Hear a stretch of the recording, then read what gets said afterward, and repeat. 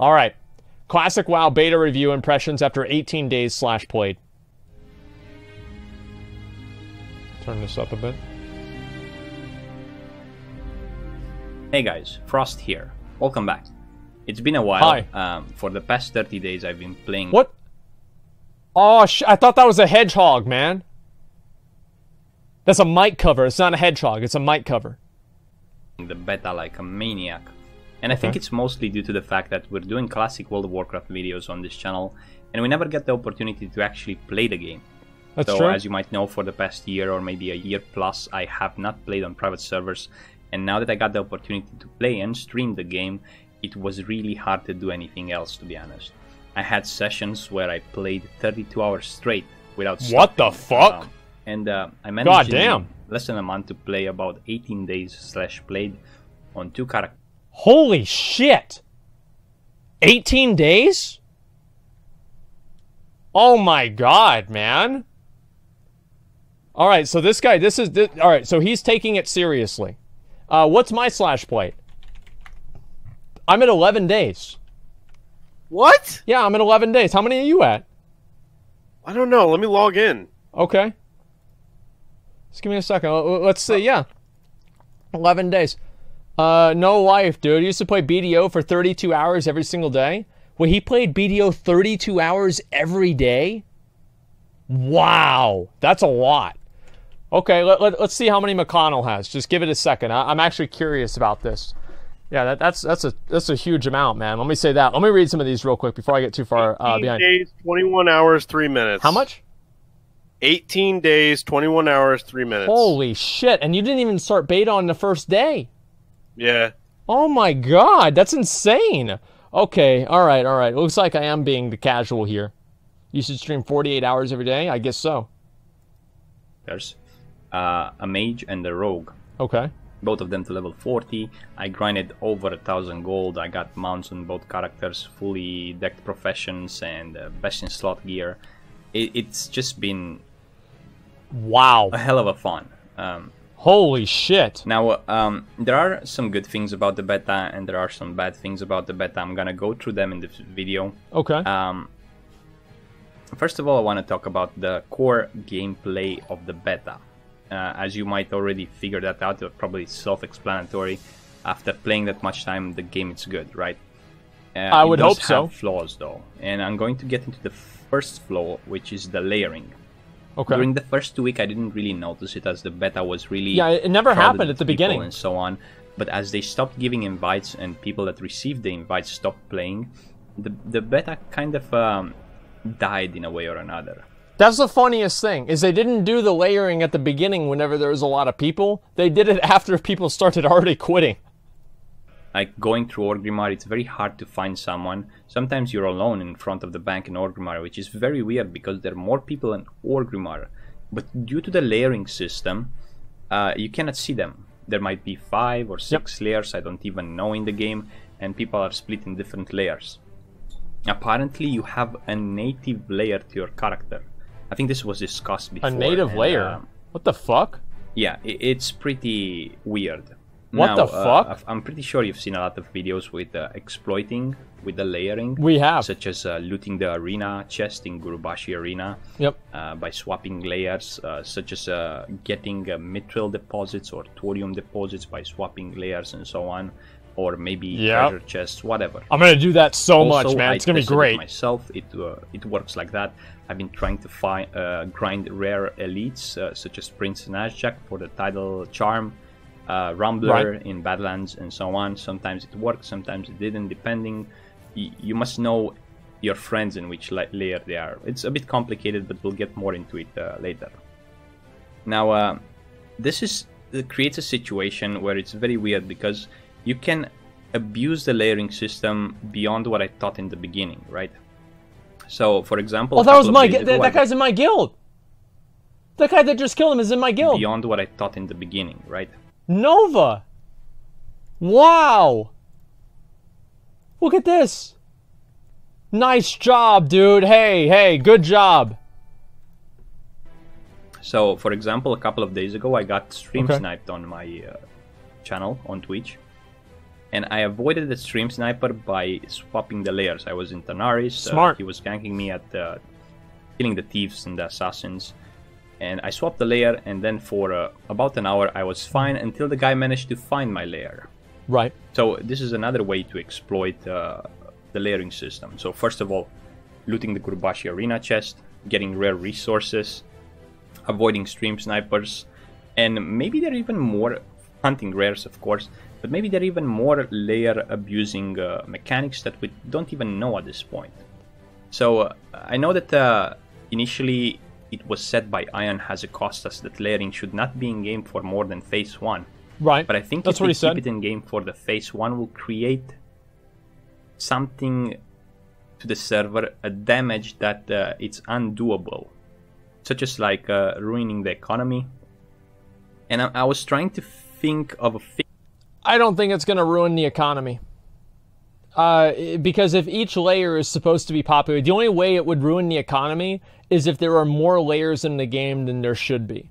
If each layer is supposed to be for 3,000 people, and there's going to be, let's say, 4 layers, so there would be 4 times as much resources. There's also 4 times as many people that are trying to buy those resources. So as long as the layers are scaling in the same way that the population is scaling, there should be no problem with the economy going bad. And that's just basic math, right? That's just shifting. Yeah, no, I'm saying. Wait, is that question marks? They won't though. Wait, is that really question marks? Yeah, it's basic economics.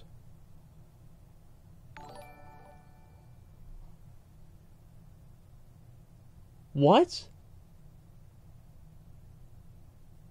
No. So, okay. Okay, just a minute. Let me show you guys, all right? This is really important for me to explain. Just give me 1 second here. Let's open up let's open up Microsoft Paint. All right, we're going to do a new document. Okay, just one second. Yeah, we'll save that. Okay, so imagine that we have this. Okay? So as generally, right, as more resources are in the game, right, you're adding more and more resources. So this is resources right here. It's going up. And if the population is stagnant, it's static, right, the population stays the same, the price of those resources is going to go down, right? As more resources are added into the economy, the price of the resources are going to go down because the demand stays the same. Do you see what I'm saying? It's an X. So this is the resources, that's the price. Okay? So let's look also, now how is this different from layering? Layering is implying that the resources that are going to be added into the economy artificially through layering will mirror the increased population that the layering will be there to combat against. So they will both be going at the actually it's not even going to go up at all. Let me just do this again. Actually shit. Okay, just give me 1 second. Sorry, I fucked that up. Don't save. It's going to be the same. So as the population stays the same. Actually no, this is fine. As the population stays the same, or as it goes up, and the layers go up, then that means there's no increase in population. No, here's what I'm saying, right? This is the layering going up, right? This is the resources being added in for layering. So the more layers there are, the more resources there are. Both of these are linked together. So because there is an equal amount of population increase, right, hypothetically, the population increase will offset the value of these items going down because there are still enough people in order for those items to continue being valid and worthwhile. Okay, just a second. I put it on sub-only mode. This is so retarded. Okay. What is wrong about this graph? What's wrong about this graph? It's true, people are stupid. No, like is there any actual disagreement here? A problem is that one person. Wait, what is this here? Is it one person can get the most out of the resources? That's not a problem. Like it's really not. I mean, that's also assuming that there's nobody else on the other layers farming for those resources at all, and that they're all simultaneously respawning at the same rate. Like it's completely overblown. How will it affect the economy? Is wealth gap between people who don't abuse it and the people who do? How do you think that's going to realistically affect the economy? Like, how will that affect you? Maybe one guy is going to have 500 more gold than you do? It will have no effect on you as a player. Because also, like, items are not going to be sold with those players in mind only, because there are so many other players on the server. There will be so many of those items, like Lionheart helms. Like, there's going to be hundreds of Lionheart helms on the server because there's so many people out there farming them at the beginning of Phase 1, right? I actually don't even know if they have Lionheart helm in Phase 1. The point that I'm trying to make is that, you know, these items will scale in the same level, in the same way that the demand for them will scale. You're assuming that players will abuse layering to the same extent. They won't be such a small percentage of hardcore abusers that will get more mats and gold than the rest. Yeah, I don't think that the hardcore abusers getting more mats and gold than the rest of people is going to be harmful for the game overall. Is it going to be a few people that are able to obtain an advantage by having these things? Yes, they are going to be able to do that. Is the few people that will be able to gain an advantage by having these things a reason to completely change the way that the layering works because of that for the entire player base, because of maybe like 50 or 100 people? Absolutely not. It just seems like a ridiculous thing to do. It's almost like the logic that you guys are using is the exact same logic that Blizzard used whenever they got rid of Master Loot. Well, let's get rid of it for everybody and make everybody suffer because there's a few dipshits. Of course they're not going to do that. One lotus, for example, 4 layers means 4 lotuses. 4 layers does not necessarily mean 4 lotuses, because you're saying that under the pre-assumption that people are not farming the lotuses on the other layers organically in the first place. It's not some kind of like massive, every resource is multiplied by 4 for people that are finding these things. Also, nobody really knows how easy or hard it's going to be to coordinate inviting the layers, if there's going to be a cooldown on it or anything like that. Nobody has any clue. Supply doesn't increase at a constant rate. It only goes up in steps. Of course it does. Some people have more gold than others anyway. It will be a farm. Yeah, that's like saying streamers are going to ruin Classic WoW because they're going to get money from their viewers. It's not going to affect the game in a large scale. It's just going to affect it in a small way. Saying it in agreement. Okay, all right. Sorry, I was confused here. But if the server is split into 4 layers, that still means 4 lotuses. Yes, and it also means 4 times as many players to go after those lotuses, because demand is scaling with the amount of resources that are being put into the economy, so the price is not going to change. Like, that's how it works. That's economy. This is so simple. Like, if you're over 16, you should understand this. Doesn't everyone need flasks? Yeah, of course they do. All right. 4 times the consumption amount. Exactly, dude. I just wanted to make sure that you guys understand why I don't think layering is going to have any sort of a meaningful impact on the economy. It might change the variance, I would say, is 10% between the value of items. I would be amazed if it was more than 20. Okay, let's get back to the video. I explained the graph. Thank you very much for attending my my TED Talk on price and demand. Let's get back to it.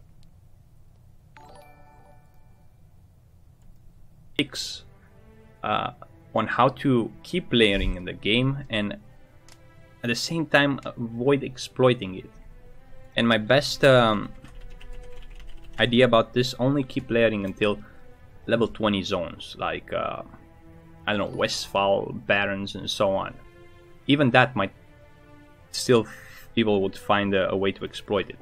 But if you keep it only on up to level 20 or 30 zones, people won't manage to get the rare resources, people won't manage to get the important rares, people won't manage to get the Gurubashi Arena chest, and ganking doesn't really happen until level 20 plus. Yeah, right? I'd say so, that's probably true. Or ganking, whatever, to avoid an undesirable situation. And only keep the layering in game for maybe 2 to 3 weeks. Now, as the population of the beta went down and down, because the people who received invites were probably streamers that just wanted to check it out. Maybe players that weren't playing back in vanilla and they gave up. Okay, it's nice, maybe I'm gonna play it when it's launched, now it's time. I played the beta until today, even today I logged, and I think I got like 40 to 50 bugs, which in my opinion, sounds just like vanilla WoW. That sounds exactly just like vanilla WoW. Okay, that's perfect. Bit proud. If I managed to make a contribution, I think some of them were unique. If I managed to make a contribution to making Classic World of Warcraft better, I'm pretty happy about it. Okay.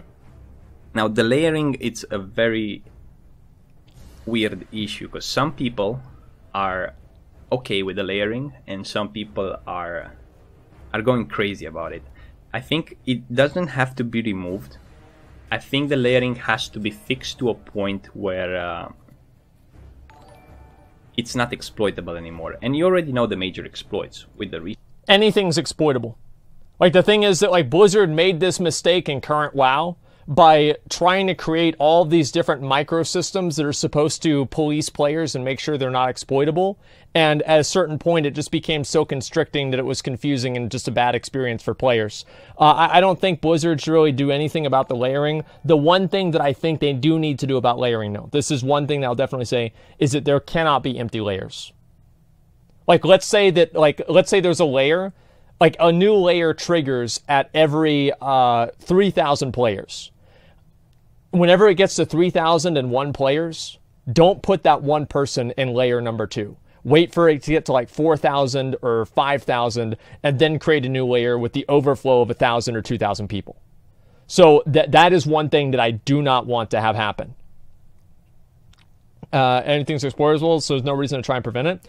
Well, Blizzard has tried very hard to prevent people from exploiting the game, and now we have BFA.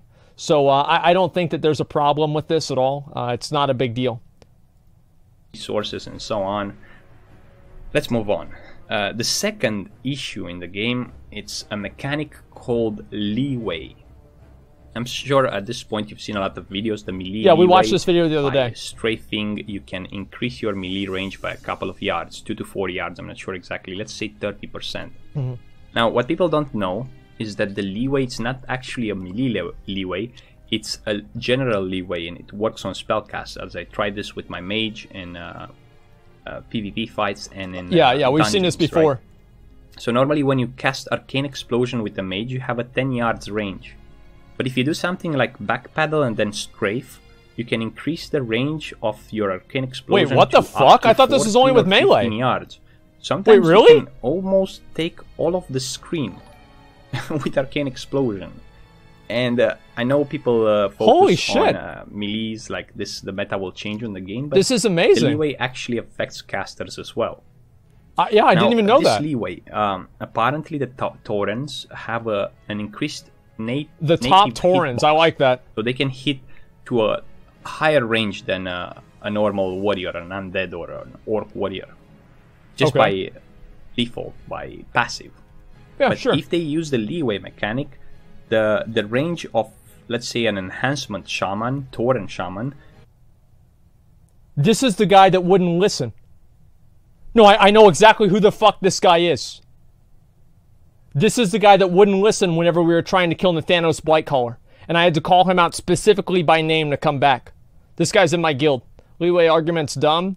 Well, it's that all these people that were from private servers want all these changes that emulate their private server experience rather than just having the game be vanilla like it used to be. Like that's all it is. Up to probably 15 yards, which is crazy. I've seen a couple of clips where an enhancement Tauren shaman swinged and killed a mage by probably 12 to 13 yards, which is crazy. Yeah, that's a little bit too much. I can already see that this mechanic will change the meta a lot in the game, making melees more powerful than they used to be in vanilla, first of all. Second of all, classes will have to suffer. Classes such as the Hunter, which has a dead zone. His dead zone was already exploitable and abusable by even in vanilla, so that's the way you're going to choose a Hunter. You have to be ready to... 700 people don't do it to me. Take the hits. But with this leeway mechanic, it's going to be even worse in my opinion. Not sure exactly what they can do to fix it. I don't remember this leeway mechanic being a thing in vanilla. It might have to do something with the fake spell batching they implemented it into the game, which works actually. I did a duel with Swifty and we killed both of each other at the same time at the duel. I ganked him in open world. He actually swinged at me after he died. It might be because of the lag, because I'm playing on an NA beta server. We've heard of spell batching charges. We've heard of spell batching picking up a flag, but have you heard of being a spell batched auto attack after you've killed the player? I mean, that's really, hey, we've been waiting for that. That's amazing. This is one thing I do feel like the spell batching, because the spell batching is supposed to artificially recreate the lag that happened on the server back in the day. I don't, look, I mean, I don't, they need to tune that down. And I don't know how they need to do it. I don't know how it works at all. All I know is that you shouldn't be able to return a flag and then have it picked up at the same time. There's a problem with that, because that certainly didn't fucking happen in vanilla WoW. And that is a core gameplay mechanic. Spell batching is misadjusted. Yeah, it's just misadjusted. That's all there is to it. But it might be because of the spell batching. But I'm thinking that the leeway, it's either a mechanic that was implemented in Legion or something, or in a later expansion, either a side effect from the spell batching system. I do not know for a fact. Okay. But it could also be because of the strafing bug. Now, since the beta has started a month ago, everyone has been reporting this bug. Whenever you have a mob or a target in your target, whenever you strafe, you move to 180 degrees to the left, right, facing west or facing east. Sure, okay. It's not a natural strafe, right? The natural strafe only occurs when you don't have a target selected. And it's very weird. It makes a character look weird. It might be because of the strafing bug. We don't know. I don't understand leeway. I just know it's in game and it has big implications. In terms of bugs with classes, the mage. I've been playing the mage, the rogue, and a bit the hunter so far. All right. The mage seems to be okay. One problem I noticed with the mage was with a cone of cold. Like, cone of colds miss a lot, like 40 or 50% of the time. Yeah. I assigned this as well to the strafing bug, or maybe to the latency, because I'm playing on They did that shit. Like, the strafing bug is in the current fucking game. Like, he probably doesn't know this, because I don't know if he even plays current WoW. But if you were strafing left or right, and you tried to shockwave somebody, it would miss almost every single fucking time. So the odds are this is probably an issue that happened with, like, cone abilities, because shockwave is also a cone ability. This is probably an issue that happened with cone abilities that is it's a holdover since they reverse or, like, back engineered classic WoW from the 7.35 engine in, like, current WoW. Right, I'm pretty sure it's an accurate development at the moment because because of this shit. Well, that's the thing. It's like the spell batching, right? And that's what I'm trying to say. It's like spell batching does have a lot of problems. I don't know if this is spell batching specifically or whatever you want to call it, right? However, they're trying to emulate the lag is dysfunctional. That's the point that I'm trying to make. You don't really hit spells with people standing directly behind you. Yeah, that's a problem too. And I think that's also with spell batching. An NA server, or maybe to the spell batching system. But it doesn't feel natural. The cone of colds are missing more than... And I remember from back in Burning Crusade and so on, cone of colds were hitting 80 or 90% of the time. Yeah, of course. I mean, how stupid do you have to be not to hit a cone of cold? Another bug, differences That's in a good animations, point. Spell animations, like, you know, with the charge, with the warrior, or the rogue stealth animation happens too fast, or... the hunter seems to be more screwed up than other classes, and I think that's because they took the Legion hunter, they stripped it down of his focus and whatever abilities he had, and they had to redesign it all over again. And now what happened, it ended up his pathway being fucked up, his attacking and following system being fucked up. I barely could play the hunter. The auto shot seems to be bugged. I'm assuming that they still have 2 months until release. Maybe they'll get fixed. But at the rate those bugs we'll see what happens. Fixed, I don't know what to say. Now, don't get me wrong. I'm not trying to bash the system here. I've been playing the game for 18/play days in a month like a maniac. Like I said, I even had a 32-hour session. I don't... A blue item, what the fuck? I can tell you that if they would release the game right now in its current state, it would have been better than it used to be in 2004, 2005, because there were more bugs then. The core gameplay of the game, it's amazing. The game is addicting, the game is engaging, the community is alive, the game is thriving. That necklace is my best to be in slot. exactly what it needs to be. I don't have it. However, those layering issues must be addressed, and the leeway must be checked again because it feels unnatural.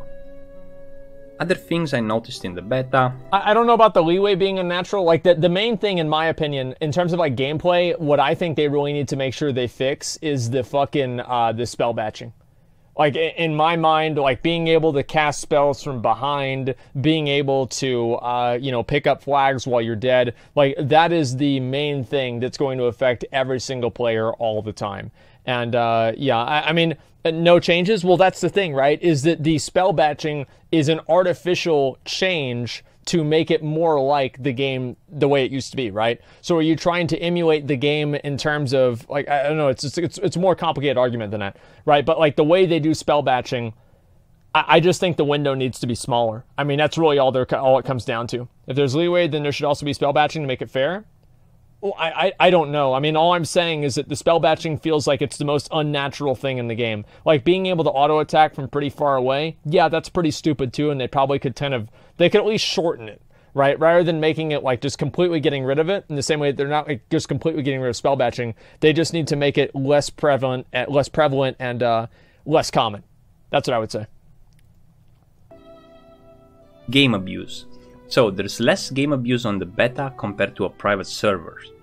But if we can call it game abuse, because some things like exploiting the poison quest. If you guys know, on private servers you get the poison quest, and then you can level your lockpicking up to 175 by destroying the quest item that you loot from the chest and reopening the chest over and over.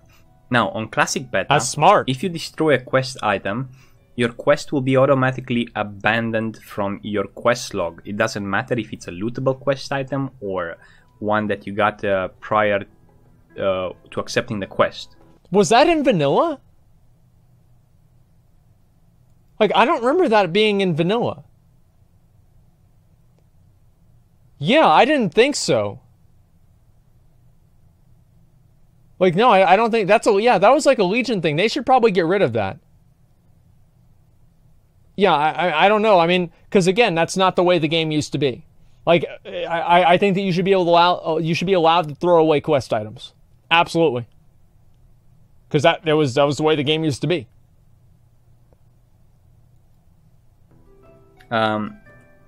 This is quite interesting because you cannot really abuse things like that.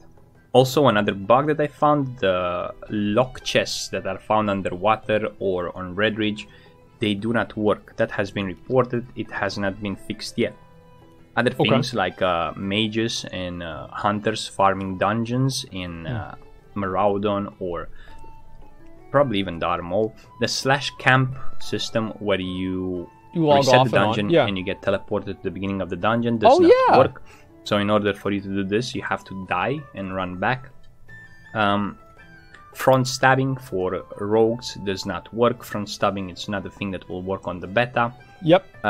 Talents, spells, and so on, they are so different compared to private servers. For example, on the mage, the clear casting, the arcane concentration talent, does not proc as often as it does on private servers. It's still a good talent, don't get me wrong, but it's not the same mechanic as a private server would have. Okay. Things like, I know you've seen a lot of videos where people think that the mobs hit too low on private on the beta. We've seen a lot of those. But actually, they don't feel low. And once you advance in level, now that you got the increased level from 30 to 40, you'll realize that the mobs are more complex than I know. Private servers. There's a lot of people that have played on private servers so long, they think that private servers are a better authority on the Blizzard game than Blizzard is. This is very common.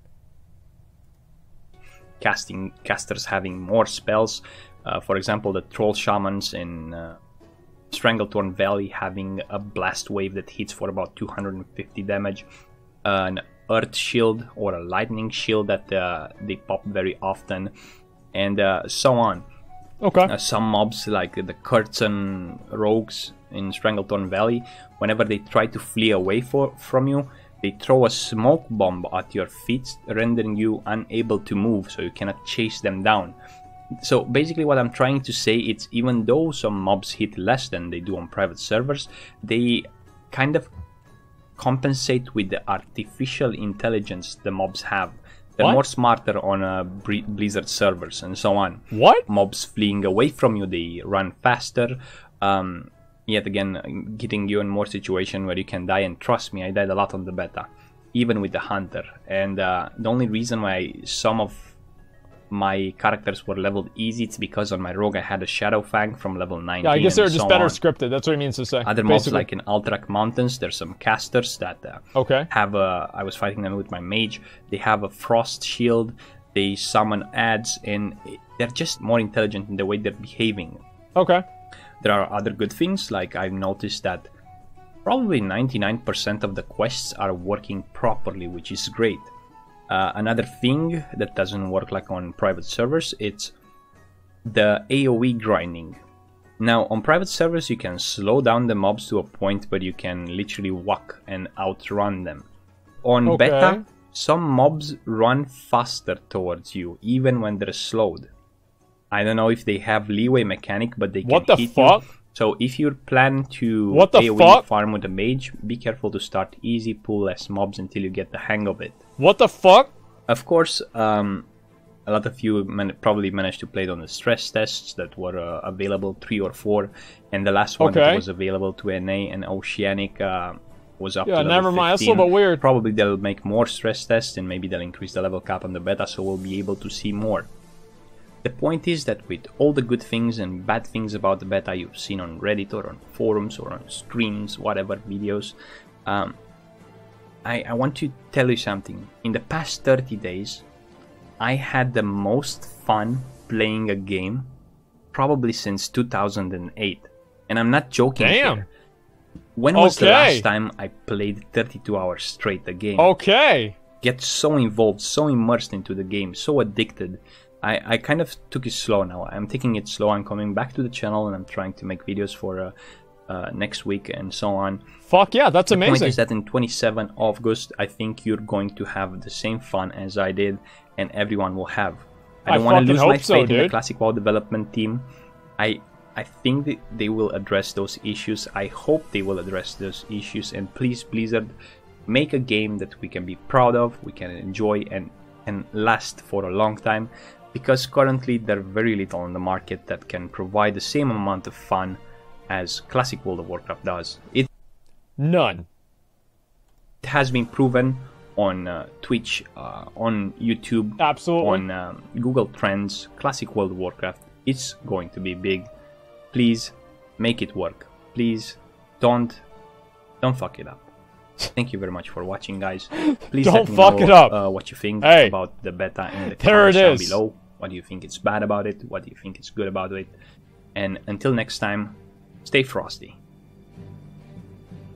Frostradamus, stay frosty. There we go, dude. There we go.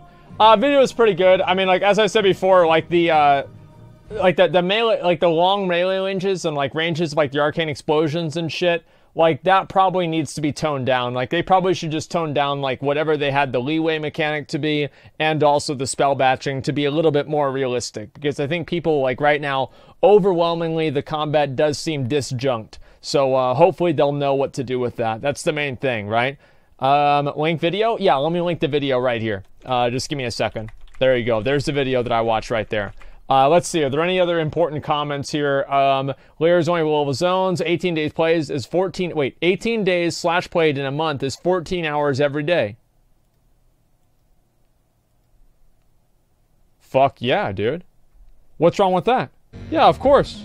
Yeah, there we fucking go. No changes to lines player. Somebody thinks Tauren melee range is a problem. I wasn't talking about Tauren melee range. Let's see here, Mr. Content. Yeah, I mean, I'd say this is a pretty good video, right? I mean, as I said before, I still feel pretty strongly that layering won't really have like that big of a negative impact on the game. But the other stuff, I can definitely kind of like see where people would be like really concerned about it. Especially with things like not being able to like, you know, like people auto attacking whenever they're dead and stuff. I mean, like that just sounds fucking ridiculous. Farceronis went hard at BDO too. The guy's a monster grinder. Well, good. That's what it needs to be about, man. You just like layering because you're going to abuse it? No, it's not really it, man. I'm probably not going to really spend much time abusing it either. I mean, like maybe every once in a while, but probably not. It's not like a regular thing. You think you do, but you don't. No, I know there's a lot of that too, man. Layering for starting your zones. A lot of talk of layering usually. Back to beta to beta. Layering shouldn't be in the game. Yeah, that's like, I feel like that is the main, that's the main concern a lot of private server players have, is the layering. BFO, Battle of Azeroth? I don't know about that, man. Let's see. Problem with layering is how it affects, what do you call it? Well, I don't know. I mean, like, we can go over and, like, talk about that forever, as I said before. Yeah, invite him to Classic Cast? Well, I mean, yeah, that's fine. Probably should. I mean, like, that guy makes videos. He's been making videos for a long time, man. The biggest concern is EU servers. Listen, I've said this before about the EU servers. I will say it again. I do not think that they should make it to where your server is not language locked. There should be servers for Germans, for Russians, for fucking, like, the Chinese, and like all of the different languages that people speak. Everybody should have their own server, so you don't have to fucking deal with talking and, like, you go into trade chat and there's a bunch of gibberish because you have no fucking idea what they're trying to say. This happened in the US. They made the BR exclusive realms. Before they had that, players were in, it was like it was creating racism. Like, because people are like, oh, I hate Brazilians, or oh, Brazilians, oh, I hate Americans. It's literally creating racism over the game. Like, I mean, I'm not even kidding. Like, it's terrible. And so, like, yeah, why so racist? Hey, dude, that's what happened, man. Can't stand reading my own language. I think it's a lot easier to say that whenever you speak English, but European countries are a lot smaller than you think they are. Well, I know, right? It's definitely true. But I think also whenever you have servers where, like, everybody's trying to speak different languages, is it really that bad for them to make, like, I feel like at a certain point, they should spend the extra money to make sure that people all have servers that are language locked. Because if they don't do that, I think it'll create a lot of frustration and isolation in the game. And I hope it doesn't happen. I feel like they should make language locks. Absolutely. Well, small repent. It isn't racist at all. We just invite Ragnaros players to anything. Yeah, I know. People, like, they think that, like, not liking Ragnaros players is being a racist. I'm fully aware of that.